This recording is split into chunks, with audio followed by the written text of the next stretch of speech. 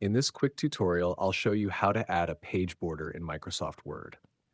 If this video helps you out, make sure to like the video and subscribe for more quick Word tips. To get started, open your document and go to the top menu. Click on Design, and then look across the toolbar until you see Page Borders. Once you click on it, a pop-up window will open. Under Setting, select Box to create a border around the entire page. Next, choose the style of your border. You can go with a solid line or a dashed line, depending on the look you want. Then select your border color. In this example, I'll choose black. You can also adjust the width of the border. I'll increase it to 3p to make it more visible.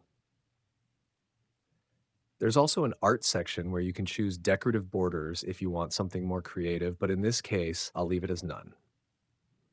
Finally, choose Apply to Whole Document so the border appears on every page.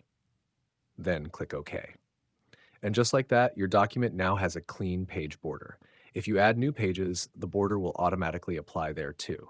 If this tutorial helped you, don't forget to like the video and subscribe for more quick and easy Microsoft Word tutorials.